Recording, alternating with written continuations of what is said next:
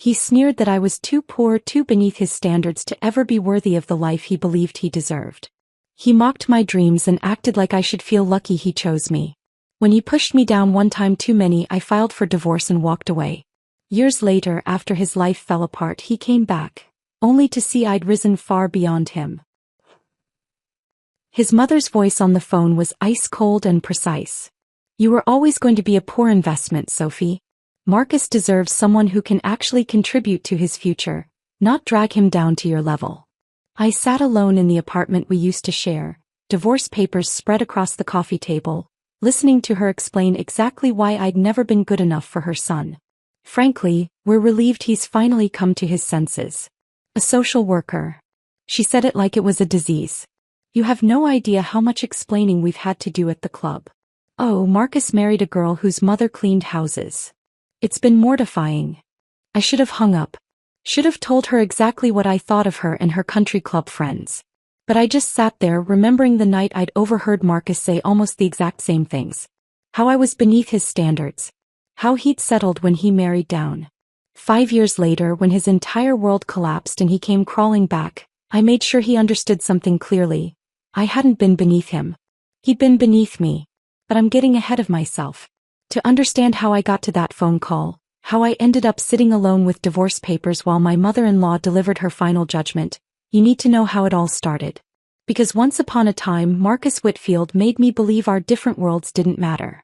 He made me believe love could bridge the gap between his country club family and my working-class roots.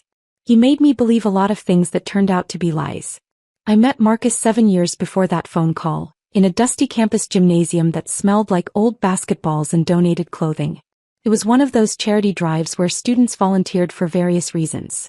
Some genuine, most not. I was there because I volunteered at the local shelter every weekend, sorting donations and helping families who reminded me of my own. Marcus was there fulfilling fraternity service hours, dressed in casual wear that probably cost more than my entire monthly food budget. I noticed him immediately because he looked so completely out of place, standing in the middle of donation piles like someone had accidentally dropped him into the wrong world. When the volunteer coordinator assigned us to the same sorting station, I expected awkward silence or condescending small talk. Instead, he made me laugh within 5 minutes. I have no idea what I'm doing, he admitted, holding up a sweater and examining it like it might bite him. Is there a proper folding technique for donated clothes, or do I just wing it? Wing it, I said. The families who need them won't care if the creases are perfect. He grinned at that, and something about his smile felt genuine in a way I wasn't used to from guys who looked like him. We spent the next 2 hours sorting clothes and talking about everything. He asked about my social work major with what seemed like real interest, not the polite tolerance most people showed when I explained I wanted to help foster kids and domestic violence survivors. He told me about his finance major with this self-deprecating humor, joking that he was preparing for a lifetime of making money move around on screens while contributing nothing meaningful to society. I found myself drawn to his charm, to the way he asked questions like he actually cared about the answers. He came from the kind of family that had a lake house they never used anymore, and took annual ski trips to Aspen. I came from a tiny town nobody's heard of, where my dad worked construction until his back gave out and my mom cleaned houses until arthritis made holding a mop unbearable. I got to college on a patchwork of scholarships, federal loans, and working 3 jobs simultaneously. Campus library during weekdays, weekend waitressing at a diner near campus, tutoring whenever I could squeeze it in. I was constantly exhausted, constantly calculating whether I could afford both textbooks and groceries that week. Marcus said my work ethic was inspiring. He said I had this raw authenticity people from his world didn't possess.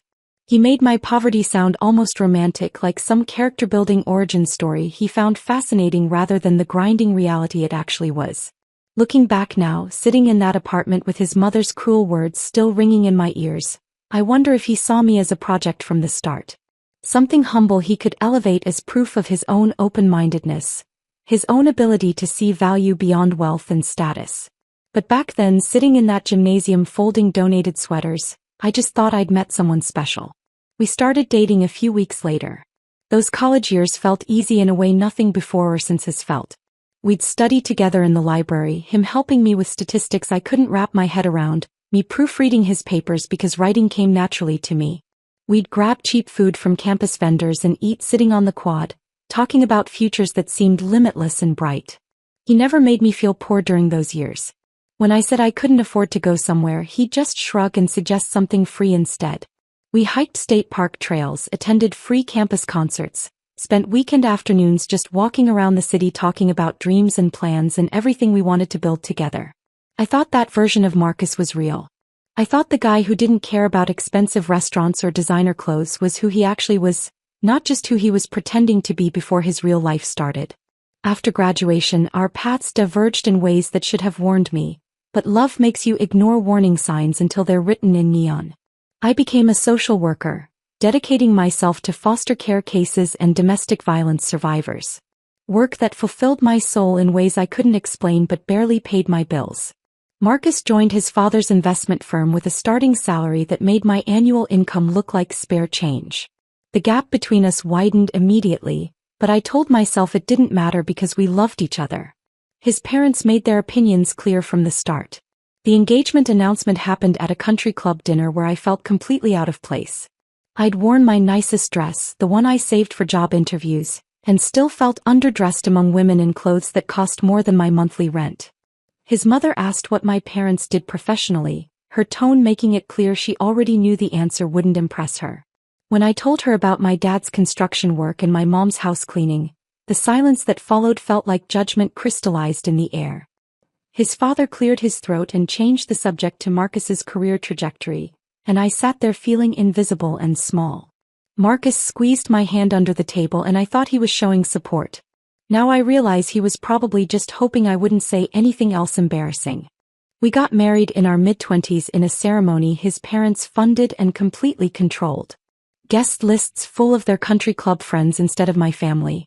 Flowers I didn't choose and colors I didn't pick. A venue that screamed wealth I didn't understand with ice sculptures and a 7-course meal and a string quartet that probably cost more than my parents' annual income. My mom cried during the ceremony. At the time, I thought it was just normal mother of the bride emotion.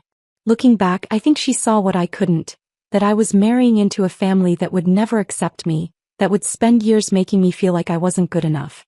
We moved into a small apartment his parents owned, paying below market rent that Marcus reminded me about whenever I suggested finding our own place. Why would we pay market rate somewhere else when we have this? He'd say, like I was being unreasonable for wanting independence. Those early years of marriage had a rhythm that somehow worked. He'd come home stressed from office politics and I'd listen while making dinner on our modest budget. I'd come home emotionally drained from separating abused children from their parents or helping terrified women escape violent partners, and he'd order takeout so I didn't have to cook. We fit together in this odd way. His ambition balanced by my groundedness. His connections complementing my compassion. I genuinely thought we were building something real, something that would last. Then Marcus got promoted to senior associate, and everything started shifting in ways I didn't want to see. I celebrated him like it was my own achievement. Made his favorite pasta dish, the one he'd loved since our dating days. Bought him a card that said I was proud of him. He glowed that entire evening talking about corner offices and partnership tracks and futures that sounded bright and limitless. That weekend I suggested we celebrate by hiking this trail I'd been wanting to explore. Free, beautiful, the kind of thing we used to do when we were broke college students finding joy in simple pleasures. The look Marcus gave me made my stomach drop. Why would we go hiking when I just got promoted? He said like I'd suggested something offensive. Let's go somewhere that actually reflects this achievement. Somewhere that matters. We ended up at an overpriced steakhouse where Marcus spent the entire dinner name-dropping colleagues I'd never meet and asking the waiter if he knew who his father was. I sat across from him in my department store dress, watching him perform for invisible judges, and felt the first crack in the foundation of everything I thought we were. He talked about future vacations to places I couldn't afford, designer purchases that seemed unnecessary, networking events that apparently mattered more than the quiet life we'd built. The intensity felt desperate, like he was chasing something he couldn't quite name but needed desperately to catch. I told myself he was just excited. That this was temporary enthusiasm that would settle once the promotion novelty wore off. I had no idea I was watching the beginning of his transformation into someone I wouldn't recognize. Someone who would eventually look at me with contempt and tell his friend I was too poor to understand real ambition. But that night at the steakhouse, watching him perform wealth and status for strangers who didn't care, I felt something shift. Something fundamental. I just didn't know yet that it was the beginning of the end. The shift from excitement to obsession happened so gradually I didn't notice until it had completely consumed him. About 3 months after that steakhouse dinner, Marcus came home from work buzzing with an energy I'd never seen before. He'd been invited to a private meeting with Theodore Carmichael, one of the senior partners at his firm. "This is it, Sophie," he said, pacing our small living room like he couldn't contain himself. "Theodore doesn't meet with junior associates unless he sees potential. This could change everything." I should have been happy for him. Instead, I felt a knot forming in my stomach that I couldn't explain. Theodore Carmichael became the center of Marcus's universe almost overnight. Theodore was everything Marcus wanted to be. The corner office with city views, the brownstone in the neighborhood where old money lived, the wife who looked like she'd stepped out of a Society magazine spread. Theodore drove a car that cost more than most people's houses and vacationed in places I couldn't pronounce. Marcus started talking about Theodore constantly. At dinner, instead of asking about my day, he'd launch into detailed accounts of Theodore's investment strategies. On weekends, he'd watch videos about golf because Theodore played at an exclusive club.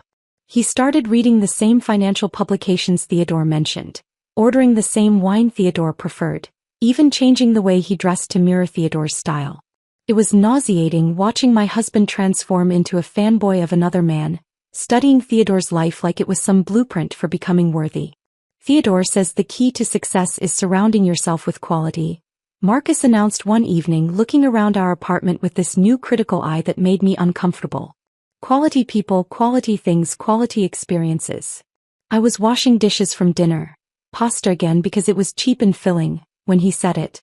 I turned off the water and looked at him. "What does that mean?" "It means we need to elevate our standards," he said, gesturing vaguely at our modest furniture. "Look at this place, Sophie. Everything looks so cheap, so starter. How am I supposed to invite colleagues over when we're living like college students?" "We're paying off my student loans," I reminded him, keeping my voice calm. "And saving for a down payment. Remember? The plan we made together." Marcus looked at me like I'd spoken a foreign language. "That plan was from before," he said slowly, like he was explaining something to a child. "Before I understood what real success looks like. Theodore and Vivian's place, you should see it. Real art on the walls. Furniture that makes a statement. Everything curated and intentional. The man I married would have laughed at people who measured their worth by furniture brands. This new Marcus measured everything by Theodore's standards, and I was failing every test. Things got worse when Vivian Carmichael started hosting dinner parties. Elaborate affairs at their brownstone where the guest list read like a who's who of the city's financial elite. Marcus was invited to one and he came home that night transformed. "We need to do better," he said, walking through our apartment like he was seeing it for the first time. "Why don't we have real art? Why is all our furniture from discount stores? Why does everything look so temporary?" "Because we're being financially responsible," I said, frustration creeping into my voice. "Because we're paying down debt and building savings. Because we're doing what actual adults do instead of living beyond our means." "You're so small-minded," he shot back, and the venom in his voice made me flinch. This is exactly what Theodore warned me about. People who don't understand ambition will always try to pull you down to their level. I stared at him, genuinely shocked. "Did you just call me small-minded for wanting to be financially responsible?" "I called you small-minded for refusing to see the bigger picture," he said. "For thinking that being comfortable in cheap furniture is something to be proud of." That's when the spending started. Designer suits appeared in our closet, still bearing price tags that made my breath catch. When I asked about them, Marcus waved me off, saying they were investments in his career. Then came the car, a luxury lease with monthly payments that were more than our rent. I discovered it by accident, opening a piece of mail I thought was a utility bill. When I saw the amount, I actually felt dizzy. "Marcus, we can't afford this," I said that evening, holding the lease agreement with shaking hands. "We can't afford not to," he countered. "Image matters in my industry. Theodore drives a similar model. People notice these things. People notice when you can't pay your bills too," I said, trying to stay calm. "We're already carrying credit card debt. This is going to bury us." That's when he exploded in a way that genuinely frightened me. "You don't understand anything," he shouted, his face red with anger. I'm trying to build something here and you're dragging me down with your poverty mentality. This is why you'll never succeed. You're still thinking like someone from a trailer park. I grew up in a modest house, not a trailer park, but the insult was designed to wound, and it did. I felt tears burning behind my eyes but refused to let them fall. My salary is the problem? I asked quietly. The salary I earn helping abused children and domestic violence survivors? That's what's wrong here. Your salary is a joke, he said cruelly. You chose a poverty profession and now you expect me to live down to your level. Well, I won't do it. Theodore's right. Sometimes you have to leave people behind who can't keep up. I walked away before I said something I couldn't take back.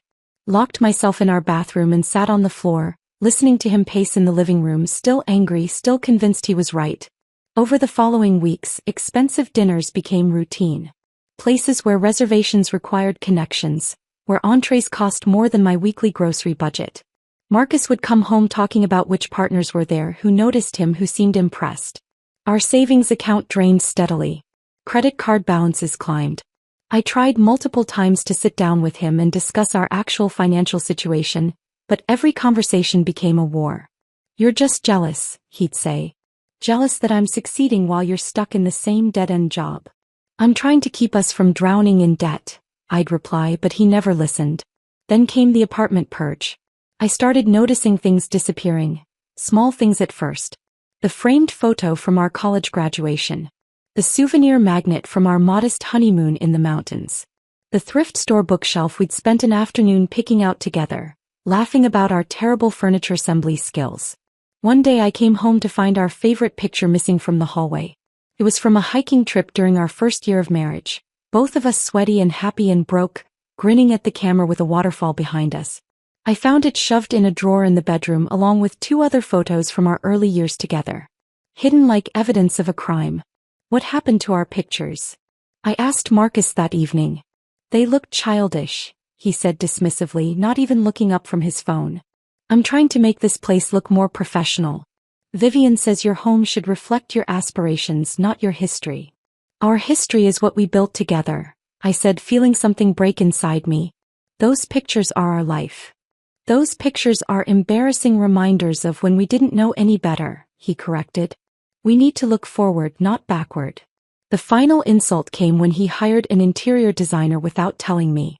I came home from a particularly brutal day at work. I'd had to remove 3 children from a home where they weren't safe, and I was emotionally exhausted, to find a stranger in our apartment measuring walls and making notes. Who are you? I asked, confused. Melissa Hartwell, she said, extending a perfectly manicured hand. Marcus hired me to help elevate the space. Give it a more sophisticated aesthetic. She walked through our apartment with barely concealed disgust, suggesting we needed to replace essentially everything we owned. Marcus followed her around, nodding enthusiastically, agreeing with every criticism. These pieces are very starter home, Melissa said, gesturing at our couch. For someone in Marcus's position, we need furniture that makes a statement. Pieces with provenance. I watched strangers dismiss everything I'd carefully chosen, every small piece of our history together, and Marcus just nodded along like he agreed our entire past was something to be ashamed of.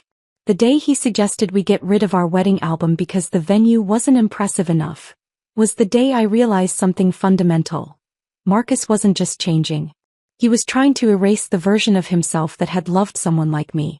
He was rewriting our entire history to fit the narrative Theodore Carmichael had sold him about what success should look like. And I was the biggest obstacle to that fantasy. I should have seen it coming. The signs were everywhere. The designer clothes, the erased photos, the constant criticism. But somehow I still believed we could find our way back to who we used to be. That belief died on a Wednesday night in late September. I'd been working late on a crisis case.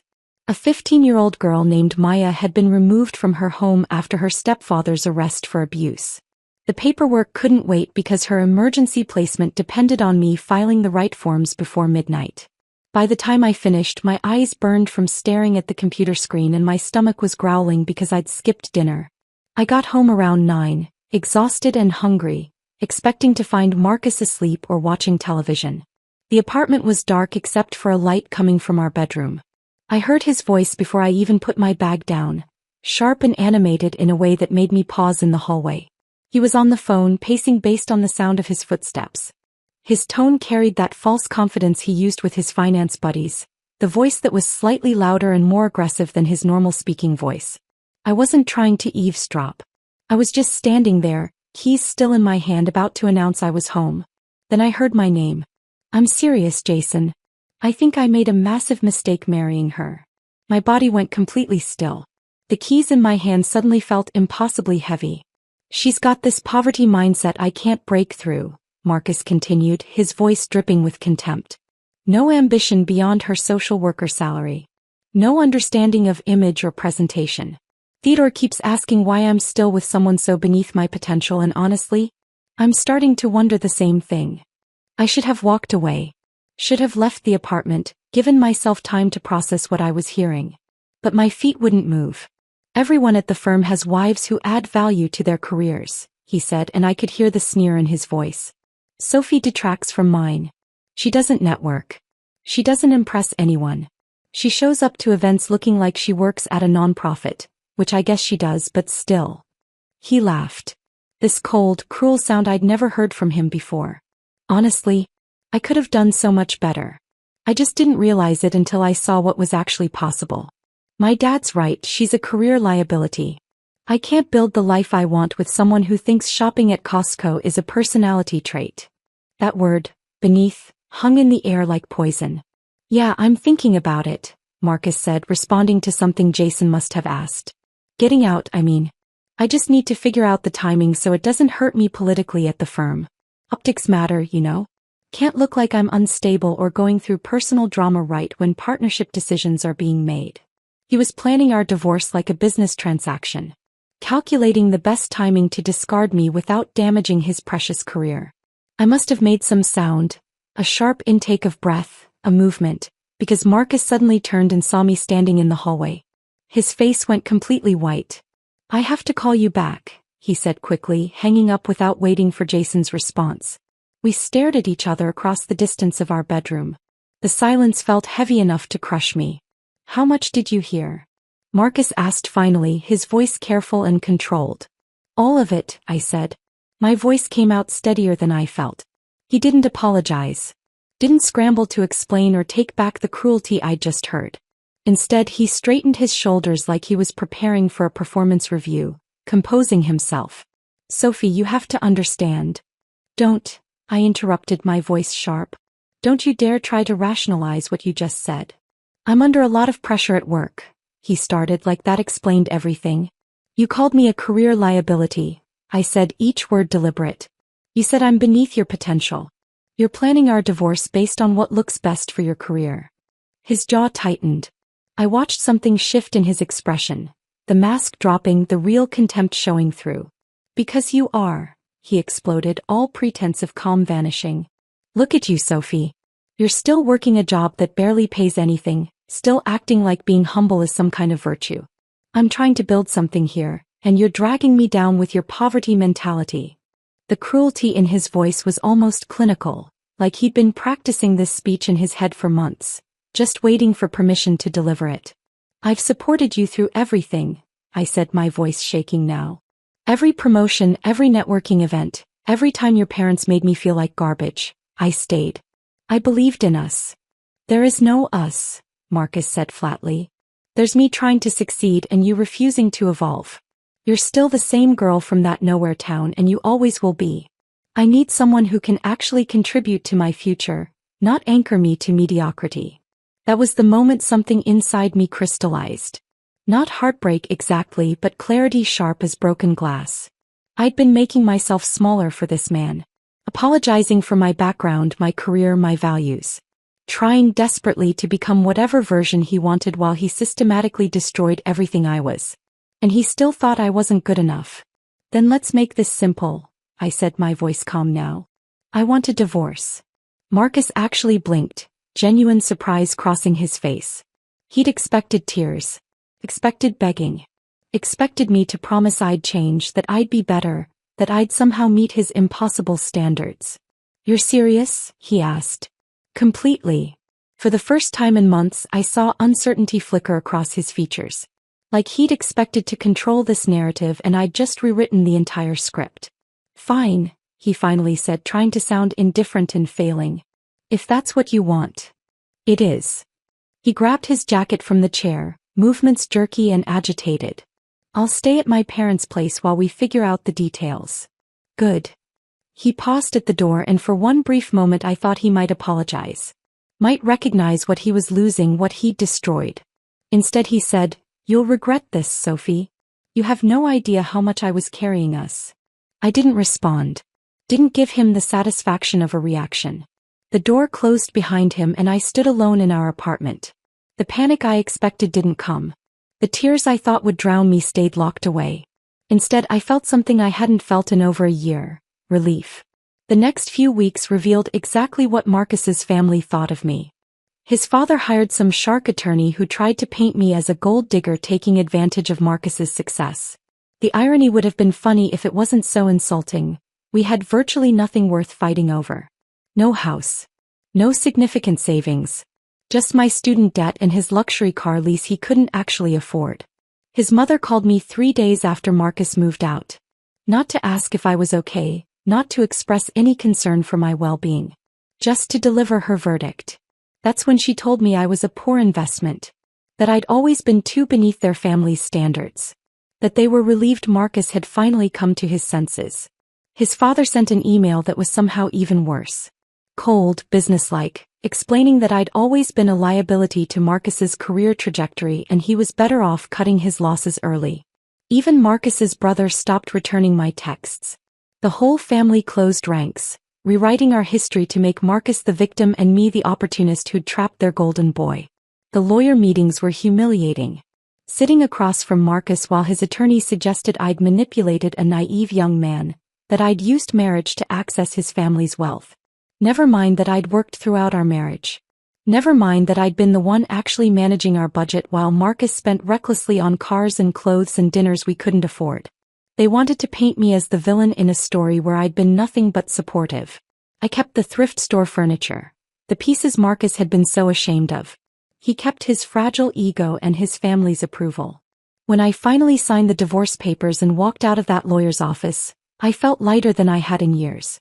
I was done shrinking for people who would never see my worth. And I was ready to start rebuilding my life from scratch. The studio apartment I found was in a building that had seen better days.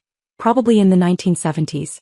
The elevator broke at least once a month, leaving me to haul groceries up 4 flights of stairs. The walls were so thin I could hear my neighbor's television through the plaster, could track their entire evening routine by sound alone.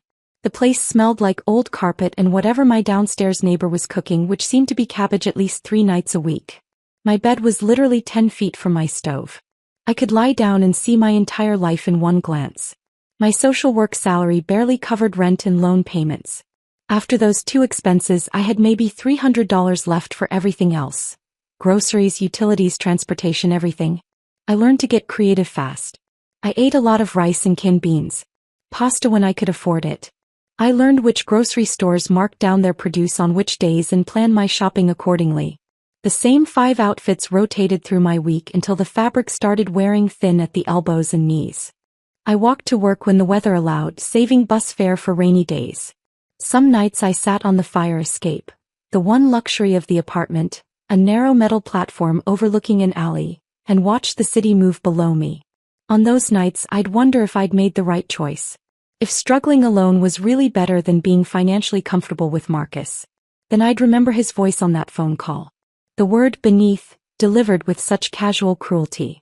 The way he'd laughed about me with his friend like I was a mistake he needed to correct. And I'd know I couldn't go back even if I wanted to. Marcus never understood something fundamental about me. I wasn't afraid of struggling. I grew up struggling.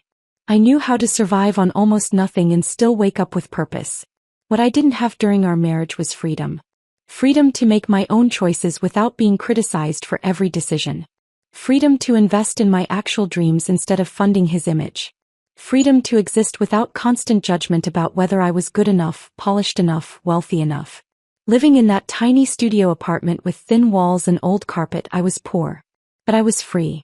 And that freedom was worth more than anything Marcus's money could have bought. 3 months after the divorce was finalized, I did something Marcus would have mocked mercilessly.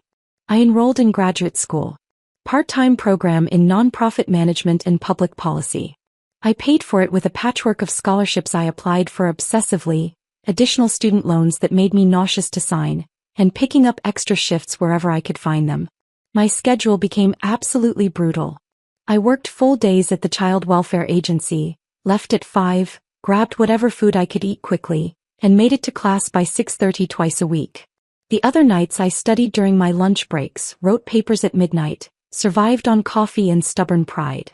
My classmates were mostly younger, fresh out of undergrad with energy I had to manufacture through sheer willpower. They talk about their career plans with this optimistic enthusiasm that made me feel ancient at 29. I was the oldest student in most of my classes.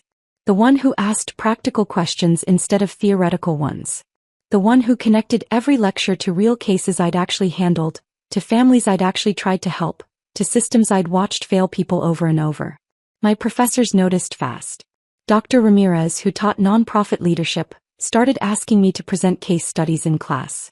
To share real examples of what worked and what didn't in the field.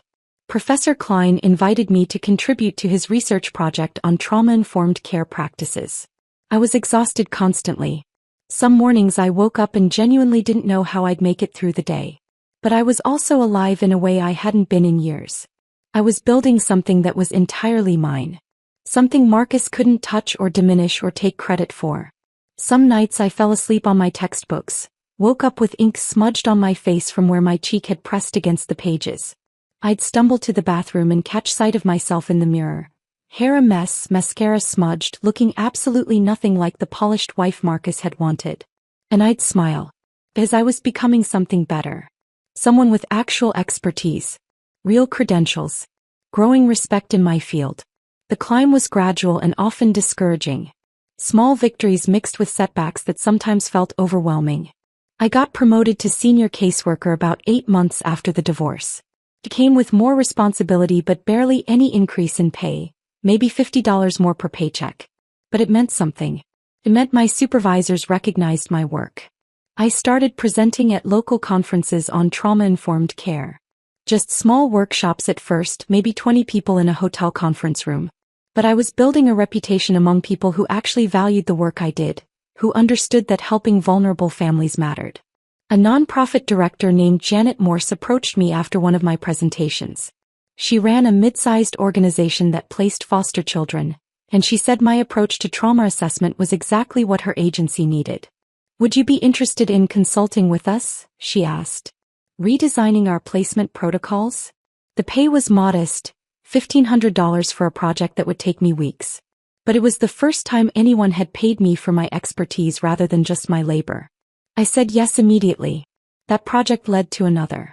And another.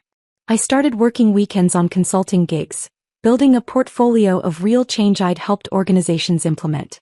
Documented improvements in placement stability. Reduced caseworker burnout. Better outcomes for families. But there were setbacks too. Months where unexpected expenses completely wiped out whatever I'd managed to save. My car broke down in February and I had to choose between fixing it or eating anything other than rice and beans for a month. I chose the car because I needed it to get to my consulting sites. I went without health insurance for 3 months because I simply couldn't afford the premiums. I lived in constant low-level terror of getting sick or injured, of one accident destroying everything I was trying to build. I had a moment of real weakness in April. Sitting in my studio apartment looking at my bank account balance that had dropped below $200, I almost called Marcus. Almost asked if he'd been right. If I really couldn't survive without him. If this whole thing had been a terrible mistake.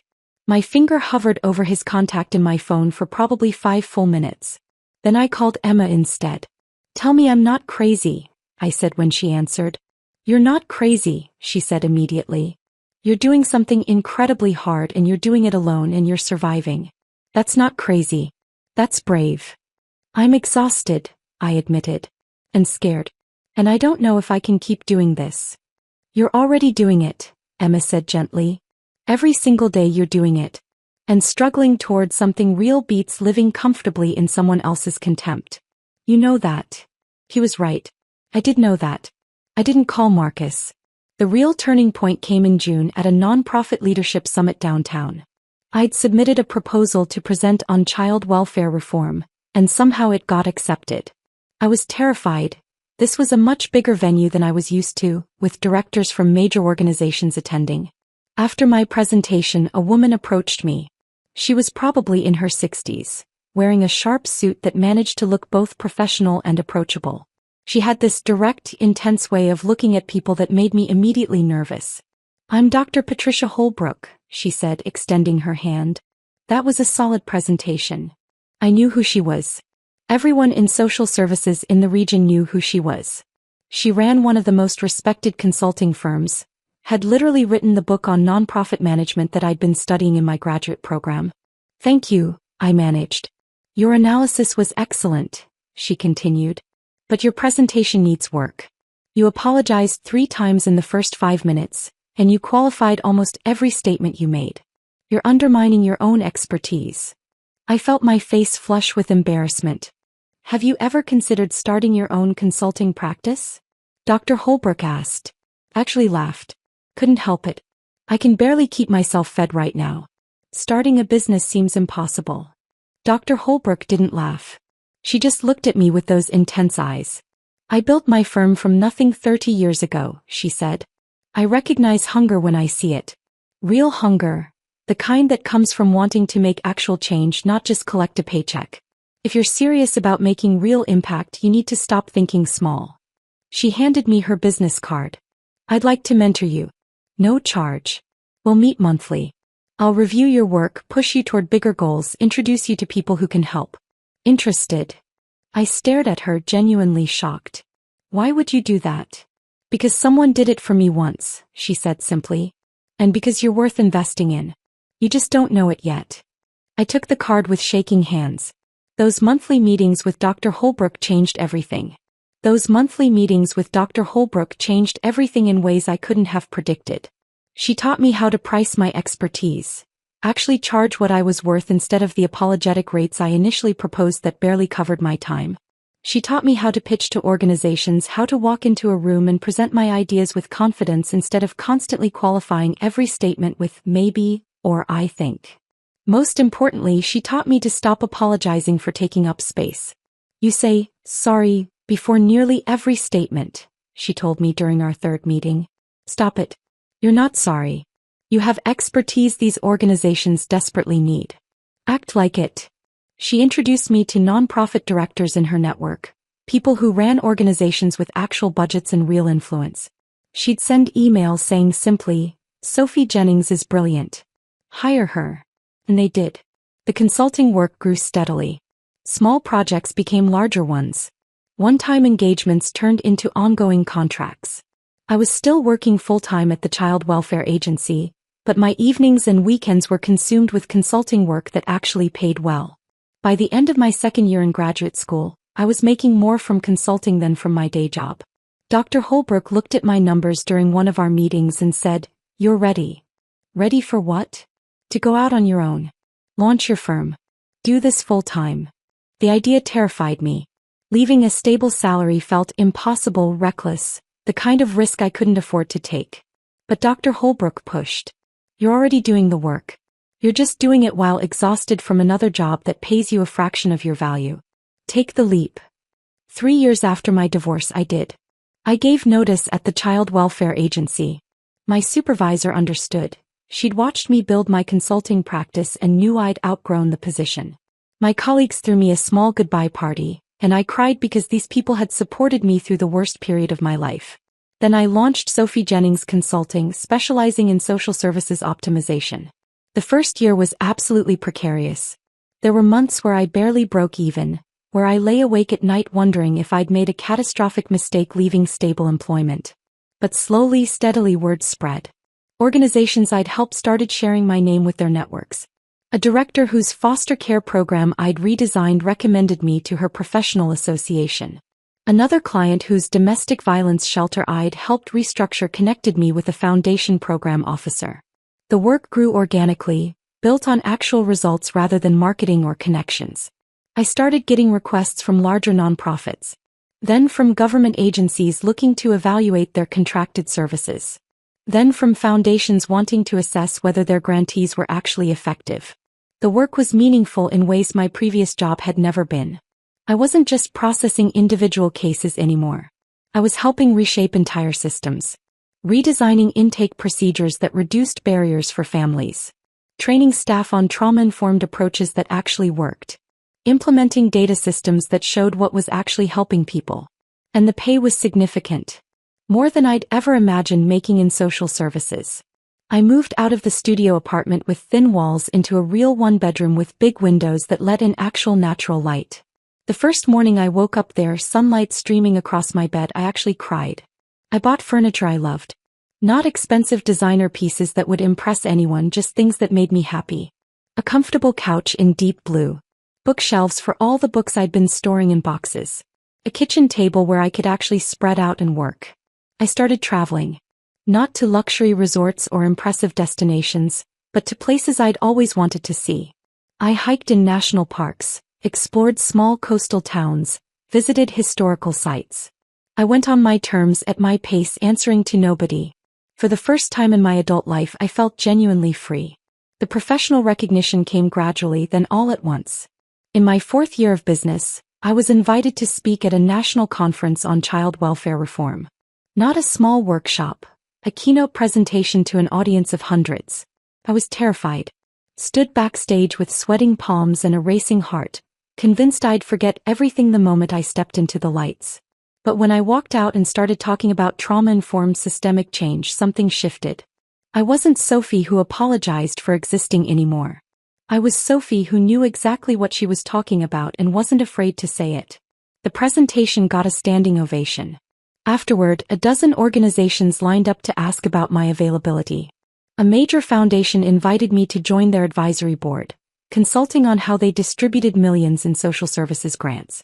I published articles in professional journals that practitioners actually cited in their work. Universities started inviting me to guest lecture. One university offered me an adjunct position teaching nonprofit management, the same field where I'd been the struggling older student just years before. I taught one class per semester, sharing real-world experience with students who reminded me of my younger self. Local media did a profile on my firm. The reporter highlighted the measurable improvements we'd helped organizations achieve: placement stability rates that increased by 40%, staff retention that improved dramatically, families actually getting help instead of falling through bureaucratic cracks. But the recognition that mattered most came from the frontline workers. Caseworkers who told me the changes I'd helped implement made their impossible jobs slightly more possible. Counselors who said they could actually focus on helping people instead of just managing paperwork. Advocates who felt like the system was finally supporting them instead of fighting them. I wasn't famous or wealthy by Marcus's standards. But I was respected by people whose opinions actually mattered to me. The external success was visible and measurable. But the internal transformation ran even deeper. I started noticing how different I felt in my own skin. Walking into meetings with confidence instead of apology. Stating my rates without flinching or immediately offering a discount. Disagreeing with powerful people when I knew I was right. I stopped monitoring every word for potential criticism. Stopped shrinking to make others comfortable. Stopped apologizing for taking up space in rooms where I'd earned my seat. I joined a gym.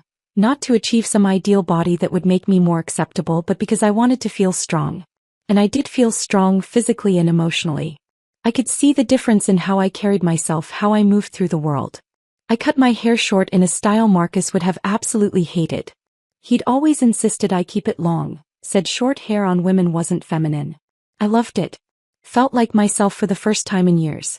I wore clothes that felt authentic to who I was. Professional but real, competent without performing wealth I didn't actually have or want. I started saying no to things that didn't serve me. Opportunities that looked impressive but felt wrong. People who wanted my expertise for free. Relationships that required me to be smaller than I was. And I started saying yes to things that scared me. Speaking engagements that felt too big. Projects that stretched my abilities. Opportunities that forced me to grow. I dated occasionally. Nothing serious yet, but enough to remember what it felt like to be with men who appreciated strength instead of feeling threatened by it. Men who asked about my work with genuine interest instead of dismissing it as depressing. Men who saw me as an equal instead of a liability. The most profound change was entirely internal. I stopped waiting for permission to value myself. I stopped needing external validation to know I was enough. Stopped measuring my worth by other people's standards. Stopped believing that anyone else's opinion of me mattered more than my own. Emma visited my apartment on a Saturday in October, almost exactly 5 years after my divorce. She walked through rooms filled with light, looked at furniture I'd chosen myself, saw the framed degrees and professional awards on my walls. She actually teared up. "What?" I asked, concerned. "Nothing bad," she said quickly, wiping her eyes. "Just, look at this place, Sophie. Look at your life. Do you even realize what you've done?" We made dinner together that night. Real food, ingredients I'd bought because I wanted them, not because they were on sale. We drank wine I'd chosen because I liked it, not because it was the cheapest option. "You've become everything he said you couldn't be," Emma said, raising her glass. "And you did it completely on your own." I hadn't thought about it in exactly those terms, but she was right. Marcus had said I had no ambition beyond my social worker salary. I'd built a successful consulting firm that employed 6 people and served clients across 3 states. He'd said I didn't understand image or presentation. I now advised organizations on professional development and strategic positioning. He'd said I was beneath his potential. I'd risen to a level where my expertise was sought by organizations he'd never access, doing work that actually mattered. But the real victory wasn't matching his standards. It was realizing his standards had been meaningless all along. I'd built a life based on impact, not image. Success measured by families helped, not restaurants where I was recognized. Worth determined by integrity, not designer labels. "To proving that leaving him was the best decision you ever made," Emma said. I raised my glass and clinked it against hers. "To remembering I never needed his approval in the first place." We drank to that. And it tasted like freedom. That toast with Emma, celebrating the life I'd built entirely on my own terms, felt like closure on a chapter I'd finally finished writing. I thought about Marcus occasionally, usually when something reminded me of our marriage, but he felt distant. Like someone I'd known in another lifetime. Then about 2 months later, my phone rang while I was reviewing a grant proposal for a client. The name on the screen made me pause. Jessica Morrison, a friend from college I hadn't spoken to in over a year. "Sophie," she said when I answered, her voice carrying that breathless quality of someone with juicy gossip. "I have news about Marcus. Thought you'd want to know." My stomach tightened reflexively, but I kept my voice neutral. "Okay. Theodore Carmichael got arrested." I sat up straighter. "What?" "Federal investigators," Jessica continued, clearly enjoying this. "Massive securities fraud scheme. Theodore had been running this sophisticated operation for years, defrauding investors of millions. It all came crashing down last week." I processed this information slowly. Theodore, the man Marcus had worshipped, the idol he'd reshaped his entire life to emulate, was a criminal. "The whole firm's imploding," Jessica went on. "The investigation expanded to include other senior partners. They're declaring bankruptcy. Mass layoffs. And Marcus," she paused for effect. "Marcus was on the list." "He lost his job," I said, not quite a question. "Fired without severance, without references. His entire career trajectory just destroyed because he tied himself so completely to Theodore. He posted this vague thing on social media about unexpected transitions and exciting new opportunities, but everyone knows it's over for him. I should have felt something, satisfaction maybe, or vindication. Instead, I just felt oddly empty. "There's more," Jessica said. "Marcus's dad's firm took hits too. They had business connections to Theodore's operation. Not criminally charged or anything, but their reputations damaged. Lost some major clients. The family that had looked down on me, that had called me a poor investment, was facing their own consequences." "Thanks for telling me," I said. "I figured you'd want to know," Jessica replied. "After everything he put you through." We talked for a few more minutes before hanging up. I sat there with my phone in my hand, trying to examine my feelings. Was I happy about Marcus's downfall? Sad? Vindicated? Mostly I just felt distant from it all. Like this was happening to someone I used to know, not someone who still had any real connection to my life. Over the following months, I heard fragments of Marcus's unraveling through various connections. Jessica called again a few weeks later with updates. The luxury car had been repossessed. The designer clothes were showing up on resale websites. Someone she knew had recognized a suit Marcus used to wear to networking events, now being sold for a fraction of what he'd paid.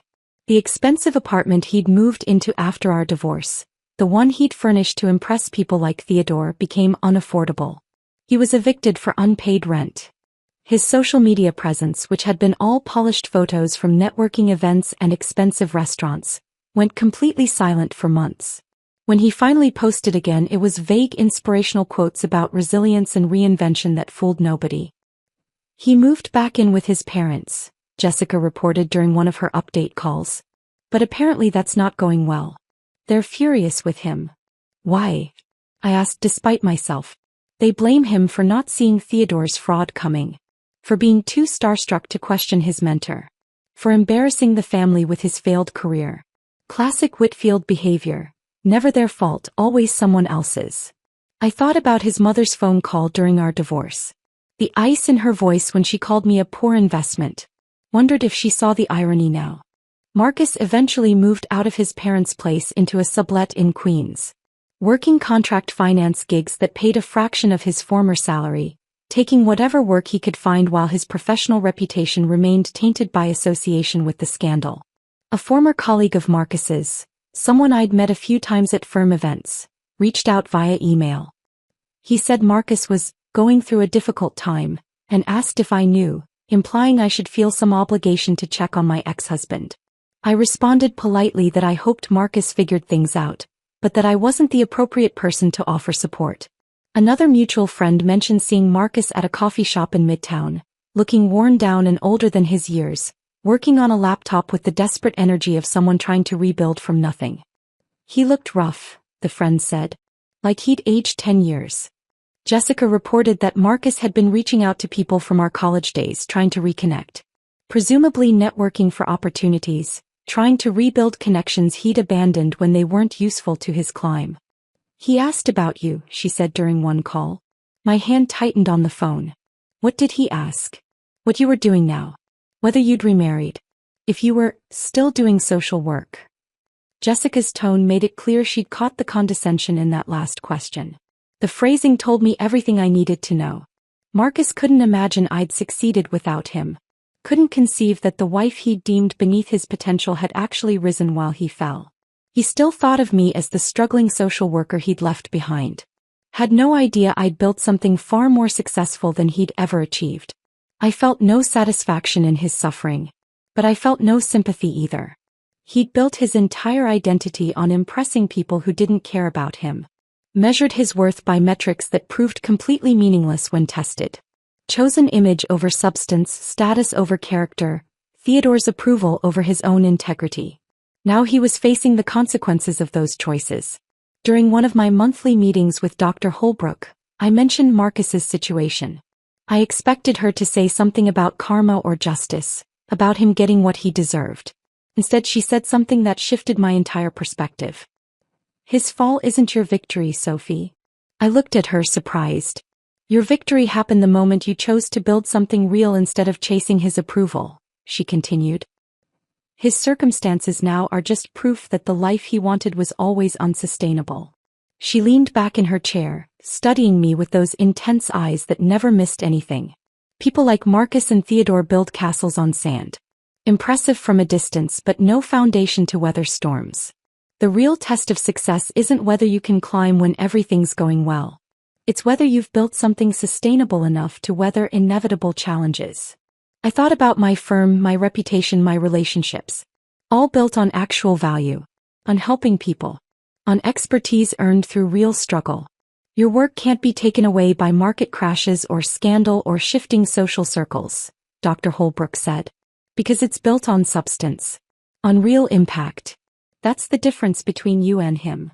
She paused, then added more gently. He'll probably reach out eventually. Men like him often circle back to women they discarded when their new lives fall apart. I won't respond, I said immediately. Good. But when it happens, remember clearly who you've become and what you've overcome. Your success was never about proving him wrong. It was about proving to yourself that you never needed his validation in the first place. I nodded, feeling something settle inside me. Marcus's downfall wasn't my victory because I'd already won. Not by watching him fall, but by building something real while he was too busy performing success to actually achieve it. I went back to my work, to my clients, to the life I'd created from absolutely nothing. And I waited, knowing Dr. Holbrook was probably right. Eventually Marcus would reach out. And when he did, I'd be ready. Dr. Holbrook was right. 6 months after I first heard about Marcus's downfall, the message came. I was reviewing a contract proposal when my phone buzzed with a LinkedIn notification. I almost ignored it. I got dozens of connection requests and messages daily from people wanting to network or pitch their services. But the name stopped me cold. Marcus Whitfield. My stomach clenched involuntarily, muscle memory from years of anxiety around him. I opened the message. Sophie, I hope you're well. I know it's been a long time. I've been going through some changes and would really appreciate the chance to talk. Coffee sometime? Marcus. Professional. Distant. Like we were former colleagues instead of divorced spouses who'd torn each other apart. I stared at that message for a long time, cursor hovering over the delete button. Part of me wanted to ignore it completely, let him sit in the uncertainty of whether I'd even seen it, whether I cared enough to respond. But curiosity won. Not about reconciliation, that ship had sailed and sunk years ago. But I was curious about what version of himself he'd present. Whether he'd learned anything. Whether he'd actually changed or just wanted something from me. I responded simply, there's a coffee shop near my office. Thursday at 2 p.m. works for me. Neutral. Professional. On my turf, my schedule, my terms. The days leading up to Thursday, I examined my own motivations carefully. Was I going to gloat? To finally tell him everything I'd held back during our divorce? To rub my success in his face? I realized I didn't want any of those things. I wanted to see if the man who'd called me beneath his potential could recognize what I'd become. And more importantly, I wanted to prove to myself that his opinion no longer had any power over me. Thursday came. I dressed in my usual work clothes, tailored pants and a silk blouse, professional but comfortable. The kind of outfit that said I had my life together without trying too hard to prove anything. I got to the coffee shop 15 minutes early, ordered my usual latte, and claimed a table near the window where natural light poured in. Pulled out my laptop and worked on actual business while I waited, feeling completely calm. When Marcus walked through the door at exactly 2 o'clock, I barely recognized him. The expensive suits were gone, replaced by business casual that looked worn around the edges. Khakis that had seen better days. A button-down that was wrinkled despite obvious efforts to press it. The confident swagger he used to carry, that performance of success he'd perfected, had been replaced by something hollow. He looked older. Not just the 5 years that had passed, but worn down by struggle in a way he'd never experienced before. Gray threads in his hair that hadn't been there during our marriage. Lines around his eyes that spoke of stress and sleepless nights. He spotted me and approached, his smile uncertain. Sophie. Thanks for meeting me. Of course, I said neutrally, closing my laptop. He sat down across from me. Ordered a regular coffee when the barista came by. Black, no additions. I noticed because Marcus used to order elaborate drinks, the kind with multiple modifications that announced he had particular tastes. We exchanged awkward pleasantries about the weather, about traffic, about nothing that mattered. Then he cleared his throat and got to it. I know I don't deserve your time, he started, and I immediately noted the opening. Positioning himself as humble, reformed, worthy of sympathy. But I wanted to say I'm sorry. For everything. The way I treated you. The things I said. I was completely lost, chasing something that didn't even matter. I sipped my coffee and said nothing. Just gave him silence to fill. He continued, words tumbling out like he'd rehearsed this. I lost my job when the firm collapsed. Lost most of my savings in investments that went bad. My parents are furious with me, we barely speak now. I'm living in a sublet in Queens, working contract gigs just to stay afloat. He looked at me with eyes that expected sympathy. Maybe even rescue. I'm sorry that happened to you, I said evenly, offering nothing more. His face flickered with something, disappointment maybe, that I wasn't immediately rushing to comfort him. It's been really hard, he pressed. I've had a lot of time to think. About my choices. About what I threw away. I said, taking another sip of coffee. I've been thinking about us a lot, Marcus said, leaning forward slightly. About how stable things were when we were together. How you always kept me grounded. How you made everything feel manageable. Here it comes, I thought. I think I made a huge mistake letting you go, he said, his voice dropping to something that might have been sincerity. We were good together, Sophie. We could be again. There was not an apology for hurting me. Not genuine remorse for his cruelty. Just a request for me to fix his current problem. You didn't let me go, Marcus, I said calmly. I left you. Because you told me I was beneath you. He winced at the direct language. I was an idiot. I know that now. I was caught up in all the wrong things, measuring success by the wrong standards. But I've changed. I see things differently now. I looked at him, really looked at him, and felt absolutely nothing. No anger. No satisfaction. Just a mild, distant pity for someone who still fundamentally didn't understand what had gone wrong. Marcus, you haven't changed, I said gently. You're just broke. There's a difference. His face flushed red. That's not fair. Isn't it? Kept my voice even. You didn't want me when you thought you were climbing. You called me a career liability. Said I was beneath your potential. Now that you've fallen, suddenly you remember I exist? That's not growth. That's desperation. I'm trying to apologize. I don't need your apology, I interrupted, still gentle but firm.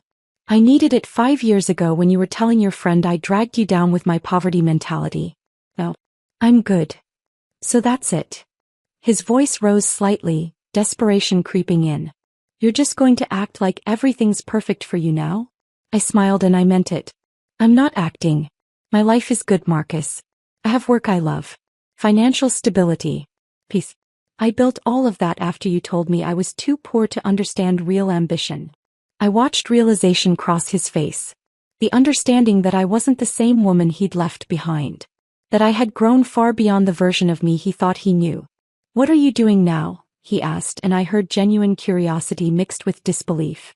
I run my own consulting firm. We work with nonprofits and government agencies on social services optimization. It's meaningful work and it pays well. His eyes widened slightly. I could see him processing this, trying to reconcile it with his mental image of me struggling alone. That's great, he said, stumbling over the words. Really? I'm happy for you. But his eyes said something different. They said he'd expected to find me struggling, that some part of him had needed me to be worse off without him. Do you ever think about what we could have built together? He tried one more angle. If we'd both tried harder? And there it was, rewriting history again. Pretending our marriage failed from mutual neglect rather than his contempt. We didn't both fail, Marcus, I said clearly. You decided I wasn't good enough for the life you wanted. You chose Theodore's approval over our marriage. You called me beneath you. I paused. I chose not to spend my life shrinking for someone who couldn't see my worth. I stood up, gathering my laptop and bag, ending the meeting on my terms. I genuinely hope you figure things out, Marcus. I mean that. But I can't be part of that process. As I walked toward the door, he called after me, I really am sorry, Sophie. For all of it. I paused, looked back at him sitting alone at that coffee shop table, looking smaller than I'd ever seen him. I believe you are, I said. I hope you find what you're looking for. Then I walked out into the bright afternoon, feeling lighter with every step. I'd faced the man who once made me feel worthless, and I'd felt nothing but peace. That more than anything else told me I'd truly moved on. Walking out of that coffee shop, leaving Marcus sitting alone with his regrets and his desperation, I felt something settle into place. A final piece of closure I hadn't realized I still needed. I didn't go back to my office right away. Instead I walked. Just wandered through the city for a while, letting the afternoon sun warm my face, watching people rush past with their own stories and struggles and triumphs. I thought about the woman I'd been 7 years ago. The one who'd stood in the hallway of that cramped apartment, listening to her husband call her beneath his potential. The one who'd sat alone signing divorce papers while his mother delivered her ice-cold verdict about being a poor investment. That woman felt like someone I used to know. Someone I cared about and felt protective of, but not someone I was anymore. My life now is built on foundations Marcus never understood existed. I run a consulting firm that employs 6 people. All women from working-class backgrounds who remind me of younger versions of myself. Women who were told social work was a poverty profession, that caring about people wouldn't pay the bills, that they should choose more practical careers. We work with nonprofits across 3 states, helping them redesign programs to actually serve people instead of just checking bureaucratic boxes. Last year, we helped implement trauma-informed practices in foster care agencies across 2 counties. The results were measurable.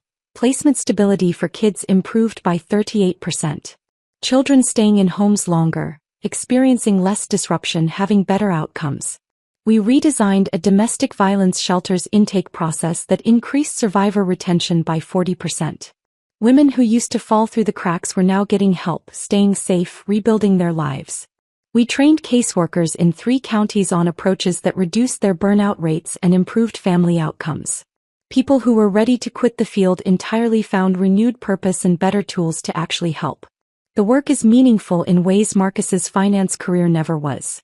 We can point to specific children who stayed in stable placements longer. Specific families who got help instead of falling through systemic cracks. Specific people whose lives are tangibly better because of our expertise. My income is substantial enough that I don't worry anymore. Not about rent or groceries or unexpected expenses. I have savings that actually grow instead of drain. Retirement accounts. Health insurance without gaps. Stability I built entirely on my own. I live in an apartment I'm genuinely proud of. Big windows that let in natural light. Furniture that reflects my taste rather than someone else's judgment. Books everywhere because I love reading. Plants that somehow I manage to keep alive. Space that feels like home instead of performance. I travel when I want. Nothing extravagant, but to places I've dreamed of seeing. I spent a week hiking in Utah last spring. Visited Portland in the fall just because I'd always wanted to see it. Planning a trip to the North Carolina coast next month. I'm building the life Marcus said I was too limited to imagine. And I'm doing it without him, without his approval, without his validation. I've taken on Dr. Holbrook's role for younger women entering the field. 3 graduate students currently work with me as paid interns. Not exploited free labor, but actual paid positions where they learn consulting skills while getting exposed to work that matters. I mentor women from backgrounds like mine. First-generation college students who are working multiple jobs to stay in school. Scholarship kids who know the weight of being the first in their family to get a degree. Daughters of construction workers and house cleaners and factory workers who were told their compassion wouldn't translate into a career. I teach them what Dr. Holbrook taught me, that compassion is expertise. That helping people is valuable work. That they can build sustainable careers doing meaningful things. One of my former interns, Maria, just launched her own practice specializing in immigrant family services.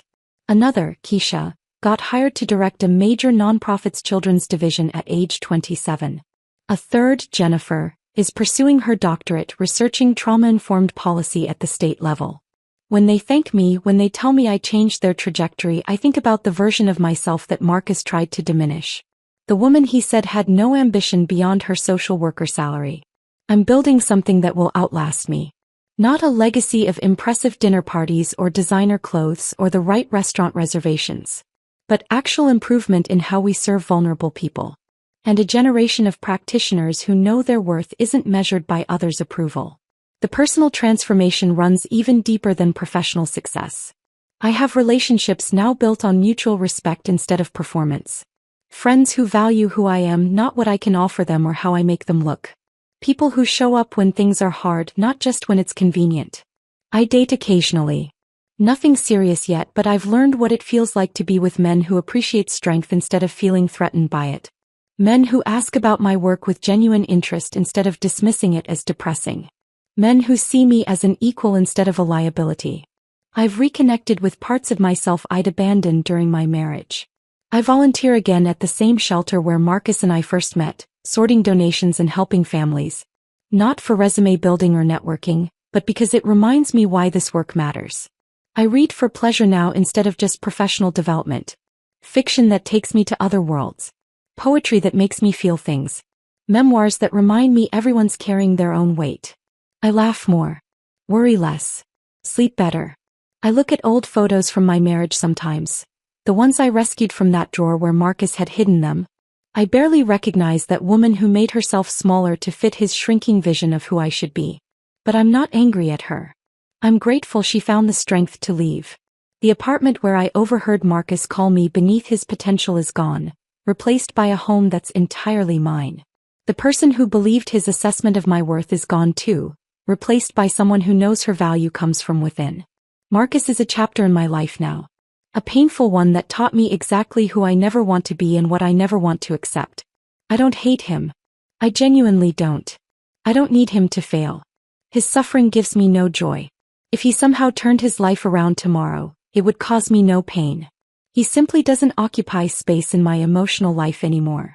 When I think about our marriage, I mostly feel sad for the years I wasted trying to be enough for someone who was determined to find me lacking. But I'm grateful too. Grateful that his cruelty became obvious enough that I couldn't ignore it. Grateful that he pushed for divorce before I wasted more years. Grateful that his eventual fall happened without me attached to it. The revenge I got wasn't planned or intentional. I didn't orchestrate his downfall. I didn't even celebrate it when it happened. The revenge was simply this. I became everything he said I couldn't be. I built the life he claimed I was too limited to imagine. And I did it completely without him. I proved to myself, not to him but to myself, that I was never the problem. His standards were the problem. His values were empty. His vision was hollow. Real worth isn't measured by who you impress at galas or what designer labels you wear or which expensive restaurants recognize your name. It's measured by the impact you make. The people you help. The integrity you maintain when nobody's watching. The life you build that reflects who you actually are instead of who you're performing to be. I don't need Marcus to understand that. I don't need his apology or his recognition or his regret. I just needed to prove it to myself. And I did. That evening, I sat in my apartment as the sun set, casting golden light through my big windows. I poured myself a glass of wine. Good wine, the kind I bought because I liked it, not because it would impress anyone. My phone buzzed with a text from Emma. Dinner this weekend? I smiled and texted back, absolutely. Then I opened my laptop and looked at my schedule for the week ahead. Client meetings. A presentation at a regional conference. Interviews for a new position at my firm. A mentorship lunch with Maria. A full life. A meaningful life. A life built entirely on my own terms. I raised my glass to the empty room, to the woman I used to be and the woman I'd become. To freedom, I said quietly. And I meant it. If this story of quiet triumph had you rooting for Sophie from start to finish, hit that like button right now. My favorite part was when Sophie walked out of that coffee shop, leaving Marcus sitting alone with his regrets. What was your favorite moment? Drop it in the comments below. Don't miss more powerful stories like this. Subscribe and hit that notification bell so you never miss an upload.